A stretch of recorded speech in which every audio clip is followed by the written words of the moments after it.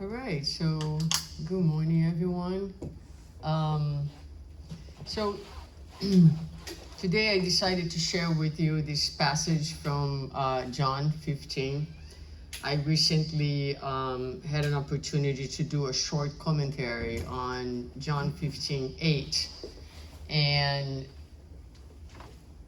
kind of that commentary made me kind of go back to the whole verse 15 and read it, and really reminded me like how much I like it, how good it is. And I thought, well, maybe I'll just share the thoughts and the reflection about John 15. So basically, the PowerPoint presentation today is John 15, and what we're going to do is we are going to go over the passage and elaborate on some of the words and the meanings that we can extract. And as always, I invite you to reflect what is the meaning of the passage to you, to your life. Where do you stand in regards to what is being proposed here? How do you feel your heart? And hopefully by the end we'll have, we'll be inspired to live today and to continue to reflect on the meanings of the passage and what it means to our day-to-day life. So it begins with item 15 here. I am the true vine, and my Father is the gardener. He cuts off every branch in me that bears no fruit, while every branch that does bear fruit, he prunes, so that it will be even more fruitful. You are already clean because of the word I have spoken to you. Remain in me as I also remain in you. No branch can bear fruit by itself. It must remain in the vine. Neither can you bear fruit unless you remain in me. So we're gonna stop here and just think about this. And I hope by the end you can appreciate the beauty and the complexity of this passage, and how I find it to be very soothing and also challenging, like everything that Jesus talks about. But there's a very consoling aspect. And for all of us who are living, who are struggling, who are tired, I don't know you, but I feel tired quite often, mentally, emotionally. And so it's a reminder, right? So he starts by saying, I'm the true vine and my Father is the gardener, or the vine dresser, but I think gardener is easier to say. So so we think of God as the one who owns the field, right? He owns the field. He is also the provider. He is constantly giving and attending to the vine. Now, God remains to us something very far and distant and difficult for us to connect, for us to understand, to grasp in any way, shape, or form. So God sends to us Jesus so that he can become a concrete reference, the most concrete manifestation of what God represents in our lives. And here, the image is the image of the true vine, which caught my attention. I had read this many times before, but never stopped to think that there's an adjective to the vine. It's not any vine. Which implies that there are other types of vines out there, right? But we are to seek for the true vine.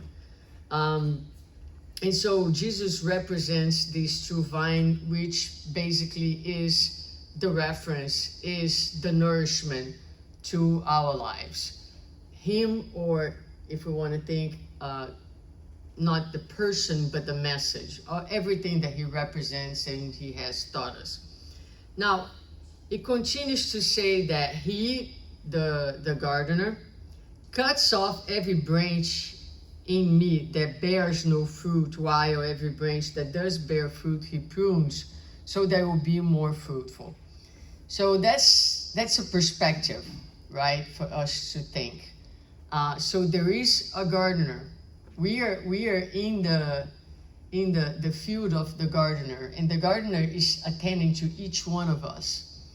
And if you like to garden, you know what it takes to keep the garden alive and beautiful. A lot of times you have to pay attention to the things that are dead, and you want to remove the dead pieces so that the plant has more strength, can be strengthened, can be strengthened is the word that I want to say, right?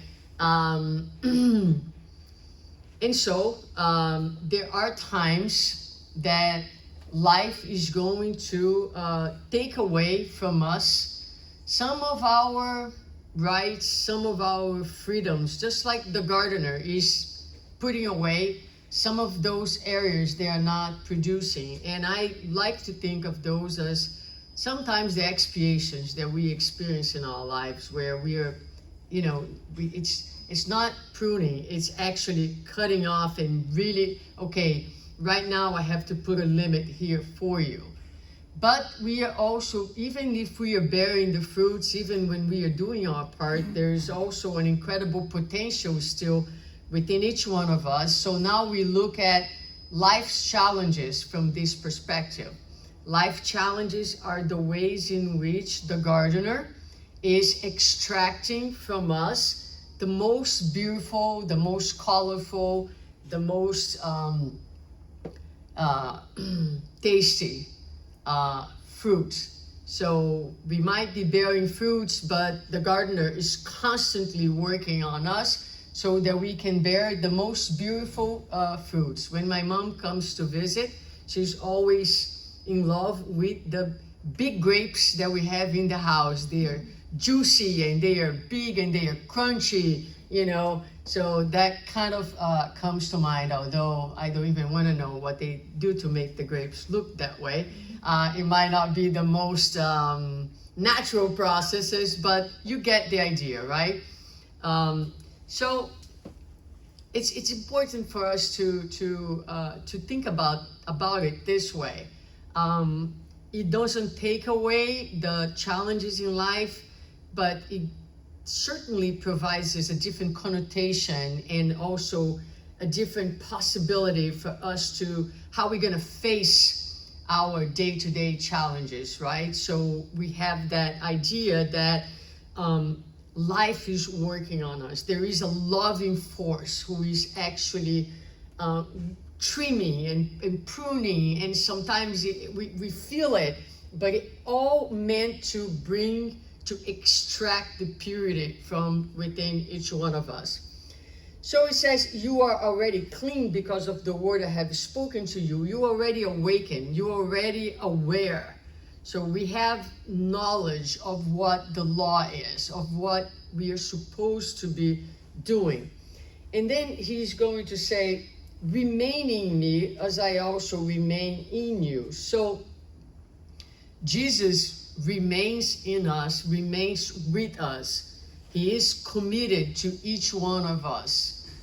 Now, I also thought it's interesting that the word is remain. It's not, he could have said, connect with me. But it's more than connection. It's a stable connection. It's a continuous connection. It is to choose to stay. So it is only by staying, is only by remaining in this connection that we'll be able to bear the fruits that we are supposed to. So it's a challenge for us because we don't remain in Christ. We don't remain in the message of love. We touch it, we play with it, we exercise with it, and there are many times that we disconnect from it. There are many times that we cannot cling to it. And so, but here is the invitation. The invitation is that in each day of our lives and in everything that we do, but most importantly, in every relationship that we have, that we remember to remain in Christ, to remain in the things that He has taught us. And it's not possible yet for us to remain in Him, but it's possible for us to be vigilant and to pay attention to when we are moving away, and to kind of say, let's go back. That's okay. You stray away, you lost control, you're not in a good place, but you know where He is and you know what to do to go back. You might need to pray, you might need to reflect, you might need to humble yourself. Whatever it is, what's being asked from us is the commitment to seek to remain in Him so that we can bear the fruits. And He says, no branch can bear fruit by itself. So forget about the idea that you can do things without love. You can do things, we can do things, but if we want to bear good fruits, we need to be connected to the vine that will give us the good sap, that will give us the energy, that will give us the direction. So it's also important, I see my both teenagers right now, and they live this phase of omnipotency where they think that they don't need us for anything, right? They can do anything that they want. But a lot of times this is us, spiritually speaking. I don't need anyone, I don't need God, I don't need Jesus, I can just do it, and that is an illusion. So we need to recognize that we all need one another, and we need to remain connected to the vine if we want to move in the right direction. So He will reiterate, I am the vine, you are the branches. You remain in me and I in you, you will bear much fruit. Apart from me, you can do nothing. If you do not remain in me, you are like a branch that is thrown away and withers. Such branches are picked up, thrown into the fire and burned. They're strong words. A lot of times Jesus used very strong words that today we can better understand with the help of Spiritism. So what does that mean? What does a life without love feels like? Empty. Feels like the person without love, without connection, experiences scarcity, void, darkness. So we may choose sickness.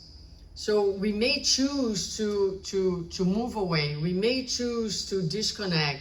But without love, we will wither. We will die.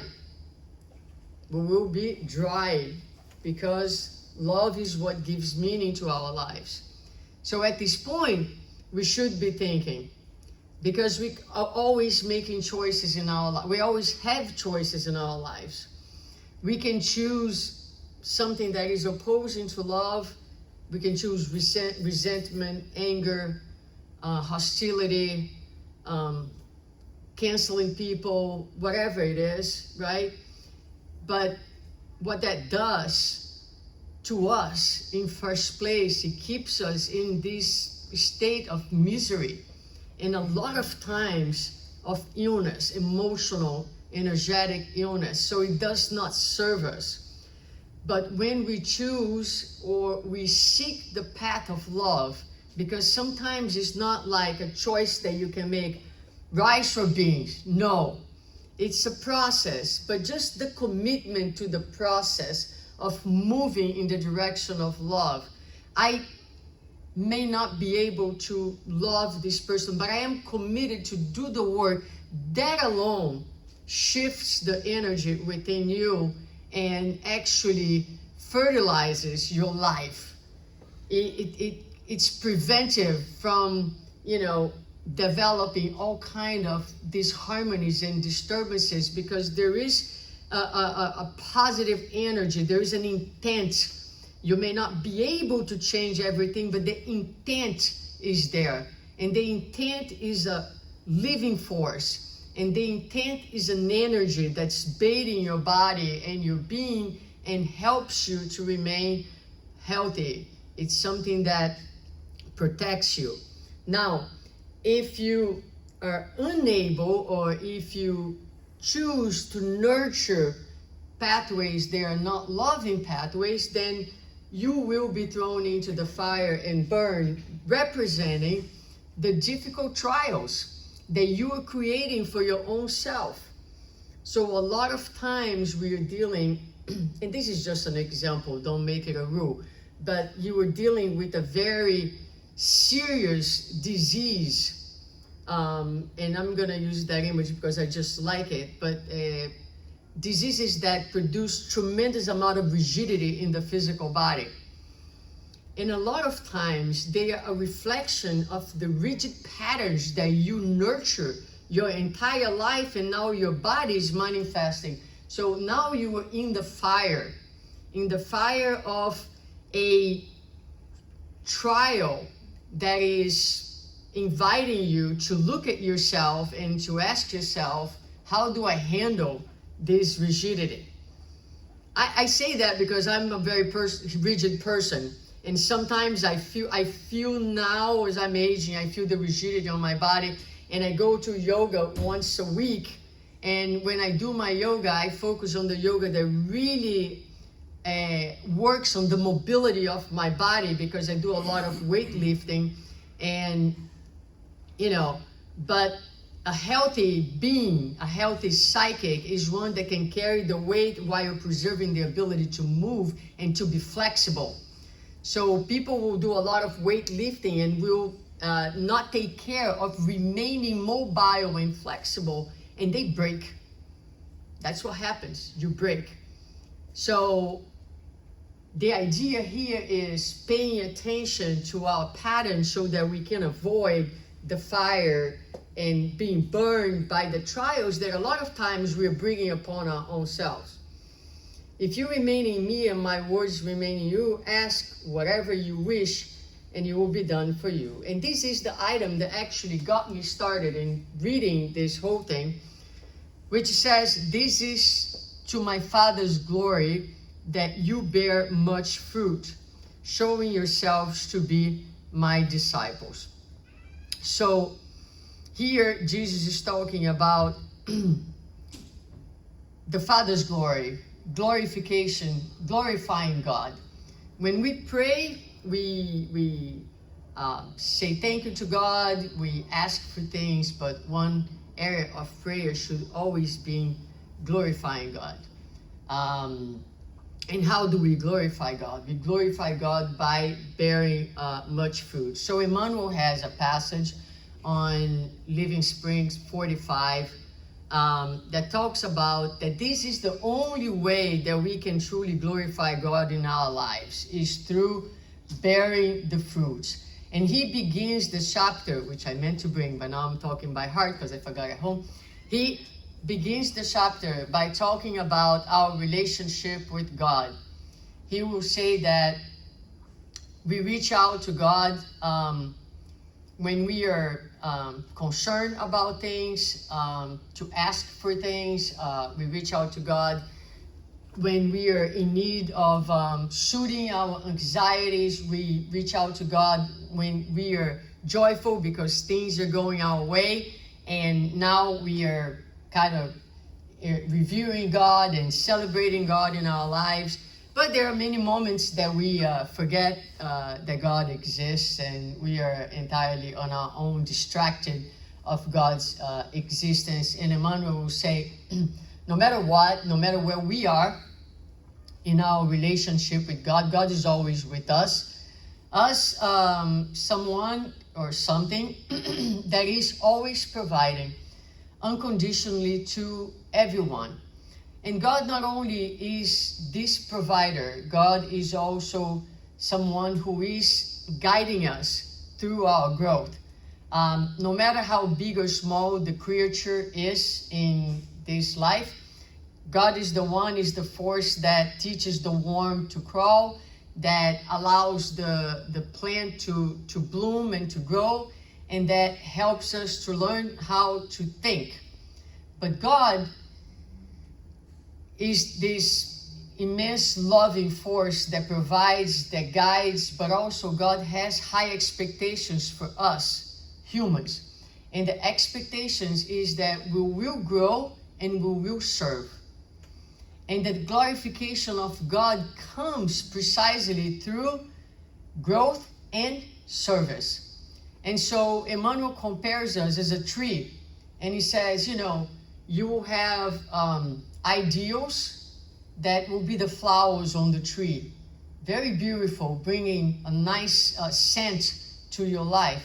You're going to have culture that will play a role of like a robust trunk upholding that tree and giving it strength. Then you have your aspirations, your goals that will be like the leaves living and breathing in that tree. And he says, but none of that is enough when it comes to glorifying God unless the tree bears fruits. So a lot of times we'll say beautiful words about God. We can talk about God. A lot of times we will feel deeply connection with God. Sometimes, depending on how deep the connection is, we might even draw some tears from us, meaning we are sincerely connected to that feeling. A lot of times our aspirations, our goals are very God-driven. But none of this, although all are very important elements, are enough when it comes to glorifying God in our lives. Because if the tree does not have fruits, then we are not doing our part. So we need to begin to think, how are we glorifying God in our lives? What kind of service, what kind of fruits are we bearing in our lives each day? And when we think of fruits, we think of fruits internally, right? The fruits that we bear within our own selves, the fruits of our own transformation, the virtues that we develop within ourselves, as well as the fruits that we bear in our relating outside of us. So the ways that we can manifest those virtues in our relationships. So again, we are clean because we have heard the word. The question is, how is it that each one of us glorifies God on a daily basis? Because God, that is an expectation of God. There is an expectation of life. And when we study spiritualism, we know that we are here. The purpose of our life is here is to grow, is to love, but also each one of us has a mission. And each one of us has the mission of leaving this world a little better than when we arrived. So hopefully, by the end of our lives, we're going to look back at our existence and we're going to be able to see that our life here made a difference in the life of one person, a few persons. So how is it that our living is making this world better? And it doesn't need to be massive things, but it needs to be a state of mind. It needs to be a pattern of living.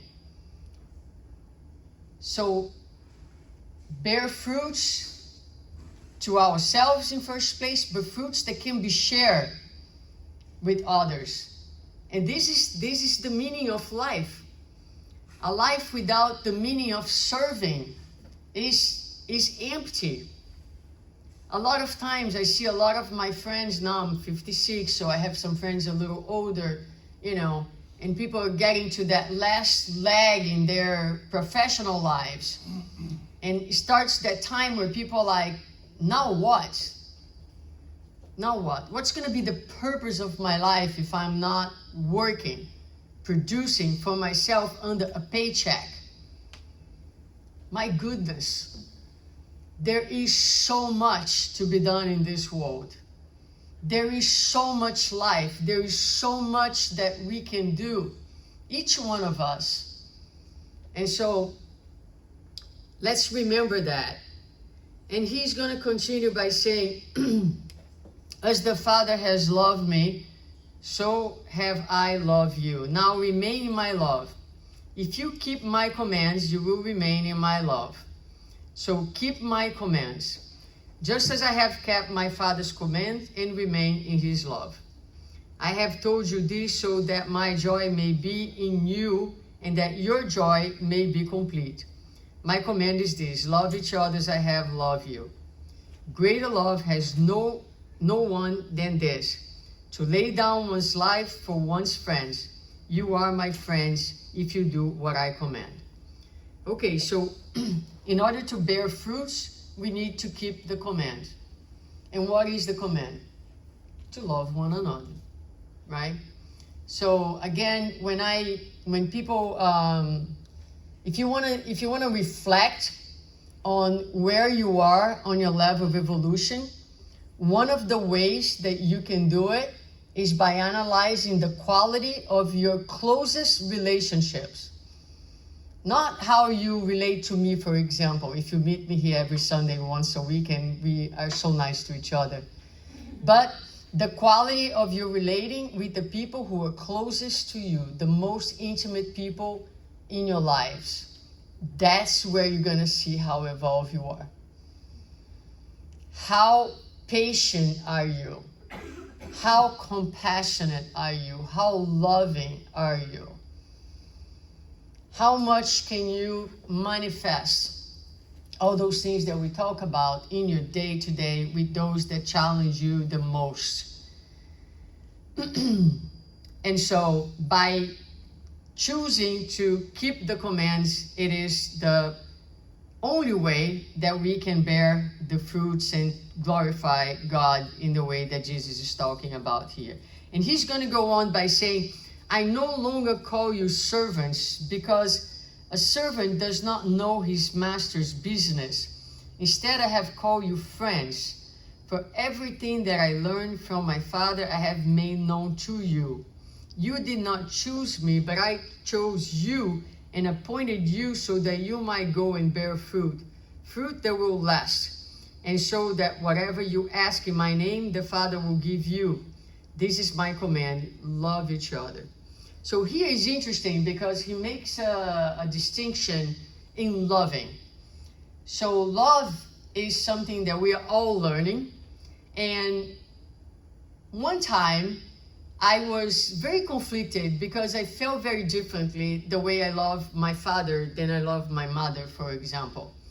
And I was a little bit in guilt because I was feeling that I didn't feel the same way between the two of them. Had very different relationships with both of them. And in talking to a friend of mine, she said to me, oh my God, love does not look like the same all the time. And that was like big news to me. I was like, oh, yeah. She's like, you love your father. I mean, every year you go to Brazil, you take your time, you pay your extra money, you go see him, you spend time with him. It doesn't look the same, but it doesn't mean that you don't love him. It just doesn't look exactly the same way. And I'm like, yeah, one is a little further, it's less intimate, but I still can call it love. It's just that it doesn't look exactly the same. But here, so love has levels, has gradations. It looks different. But certainly there is a difference between the love of the master to the servant, who does not know each other's intimate business. So here Jesus is saying, I have called you friends. So after those years with them, there has a level of knowing of each other, of intimacy. And that here is what he's really inviting us to do, to have him certainly as a master always, but Jesus needs to be someone who is close to us. Is someone who we want to develop an intimacy, understanding his life, understanding his message, thinking about it, becoming acquainted with his words, with his teachings, with his feelings, and also relating to you not as someone who is so far away from us, but someone who is walking side by side with us. And remember that he's a presence in our lives. We don't need to do this alone, right? We can walk with him and bring him along. So that's here what he's talking about. And then we have not chose him yet. Sometimes we are still deciding between him and our old ways, right? But he has chosen us and appointed us so that we might go and bear fruit. So now that we have met him, that we have heard the message, we have been chosen. So sorry to say, there is no unchoosing. It's a divine chosen.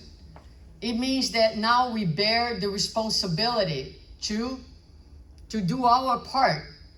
We have been chosen to bear the fruits. We have been chosen to live the message differently.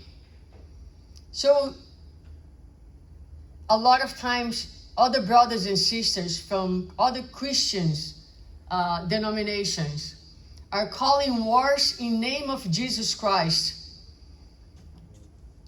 There is a departure from Jesus' message because Jesus never called a war on anyone. On the contrary, his primary teaching is that we should love our enemies. And when the soldier took the sword, when Peter took the sword and cut the soldier's, which was the enemy, ear, he went and put the ear back and told Peter to put the sword away. So we are called here to do something very, very different. We are called to speak about peace, about inclusion, about reconciliation, about forgiveness. We are called to seek dialogue, understanding, respect, to find the mid-ground, to shy away from extremes, and to always have goodness, the goodness of the community in our minds as opposed to self-interest. So that's what we have been called to do. And these are the fruits that we are called to bear in each day by loving one another. Now, here is where we are called to do the work. And this is brilliant, really, because he will say, if the world hates you, keep in mind that it hated me first. So, news to you, you're not special.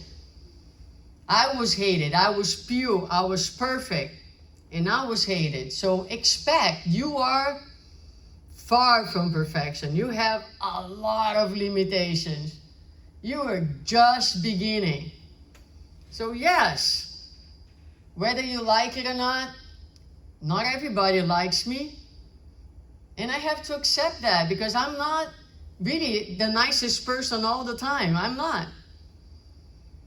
And some people don't like my way. My ways is not the best all the time. Some people may find me arrogant. And you know what? I am arrogant sometimes. So what's the problem? The problem is when I think that I should be treated like a perfect spirit that I'm not. That's the problem, right? So he gives us a reference. He's going to say, if you belong to the world, it would love you as your own. So if you identify with the things of the world, if the world is your paradigm of living, the world's going to love you. You're not going to have any trouble. But if you are trying to differentiate from the world and do differently, believe me, people are going to call you silly, I try to use a light word, right? And much worse than that, right? But that's part of it. And he continues, as it is, you do not belong to the world, but I have chosen you out of the world. That is why the world hates you. Remember what I told you, a servant is not greater than his master. So we should not expect any treatment different than what Jesus received. And so one thing is, we can, if we can be a little humble, a lot of times the suffering that comes from the unfairness, the slander, the hostility, it kind of loses some of its weight and its importance because we are giving ourselves less importance. That is why the world hates you. Remember what I told you, a servant is not greater than his master. If they persecuted me, they will persecute you also. If they obey my teaching, they will obey yours also.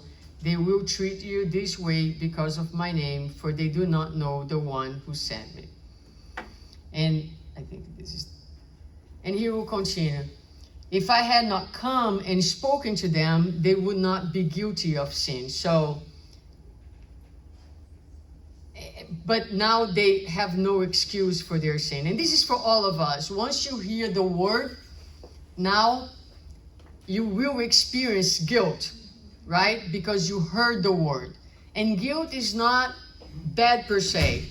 Guilt is just an alarm, an inner alarm. It's something that tells you, you got to pay attention to this. It's not meant to be nurtured. It's not meant for you to crucify yourself. It's meant to be a moment of awareness that helps you to move forward, to learn, and to grow. But once you heard the word, you cannot erase your consciousness. I mean, a lot of people will try to erase their consciousness by not thinking, by working excessively, by using drugs, by, different ways. People try to numb themselves, but you can not ever escape your own consciousness. Whoever hates me hates my Father as well. If I had not done among them the works no one else did, they would not be guilty of sin. As it is, they have sinned, and yet they have hated both me and my Father. But this is to fulfill what is written in the law. They hated me without reason. And in closing, when the advocate comes, whom I will send to you from the Father, the Spirit of the truth, who goes out from the Father, he will testify about me. And you also must testify, for you have been with me from the beginning. So here is the final thing, right? We must testify. We must be willing to put into practice. Otherwise, if we come here, if we listen to all those things, if we go to so many study groups, but then when it comes our day-to-day lives, we think that God is unfair because of the difficulties and challenges that we are undergoing, or there is no openness, or we are facing every challenge and situation by pointing fingers and blaming the world and everybody else for our miseries. We're not bearing fruits, right? So the challenges of our lives, and I know this sounds a little strong, but it is God works on our spiritual promotion. I always say that. So if we are fully connected in communion, if we are remaining in Christ, which is remaining in the pillars of his message, which are love, immortality, right? The presence of God. Life is not going to be easier, but the meaning of every single difficult situation is going to be different.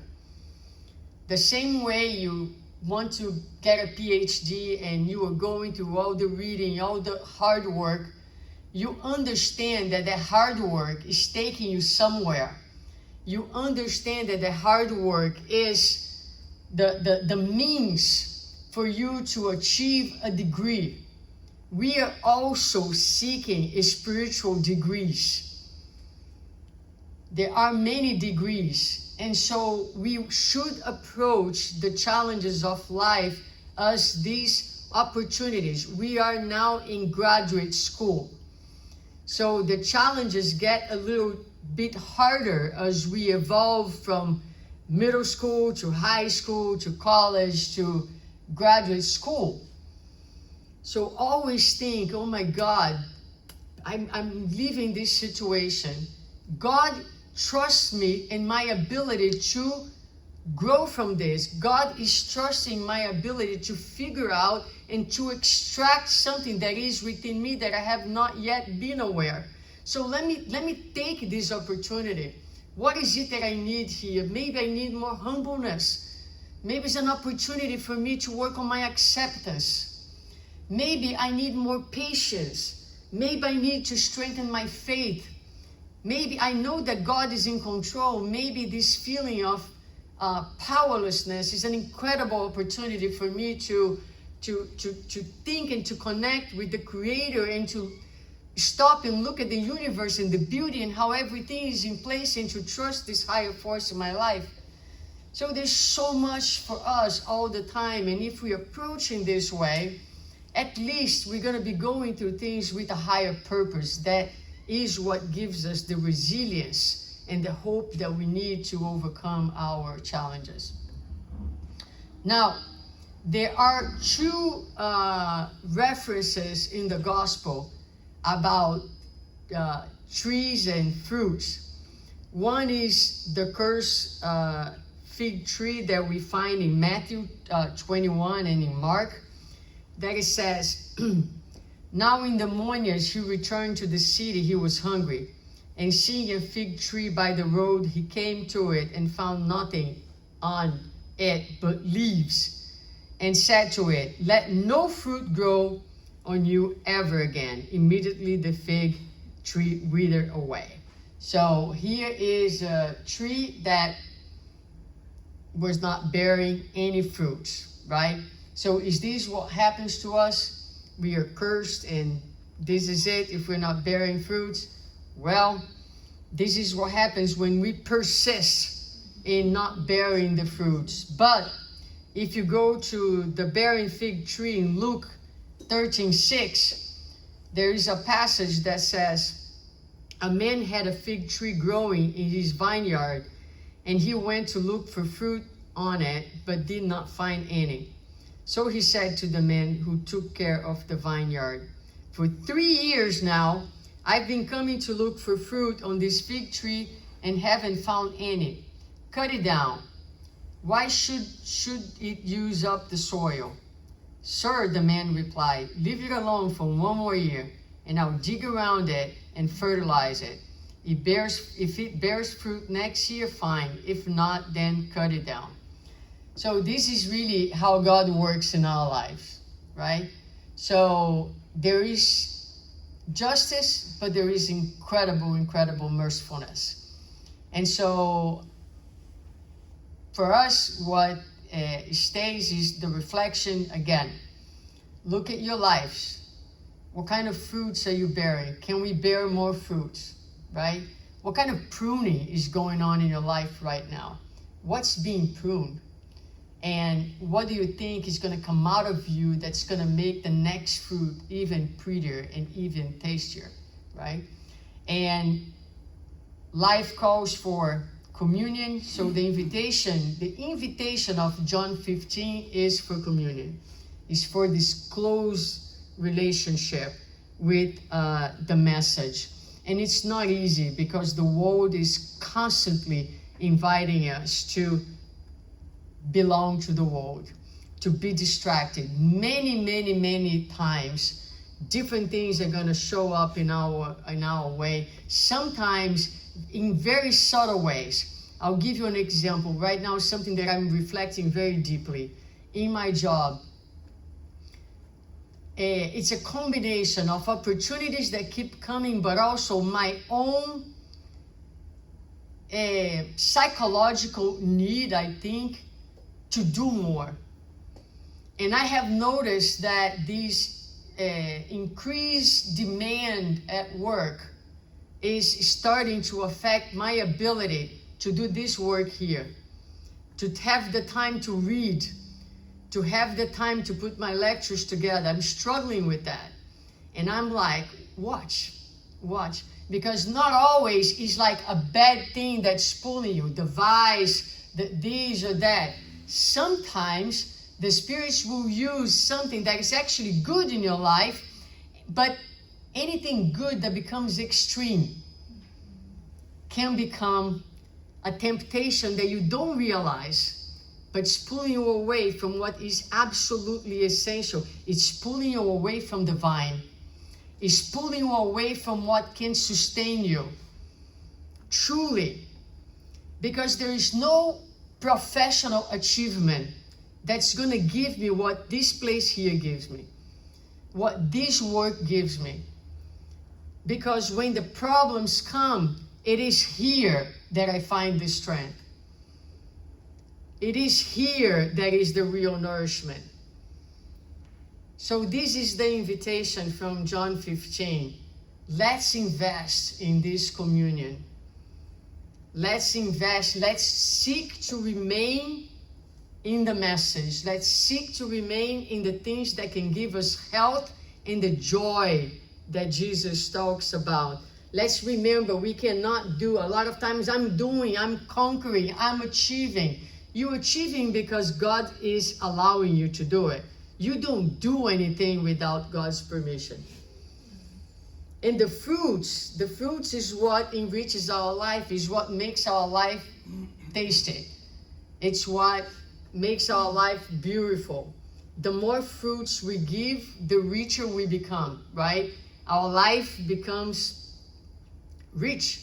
We feel there's nothing that provides the greatest sense of wellness than the ability to bear fruits.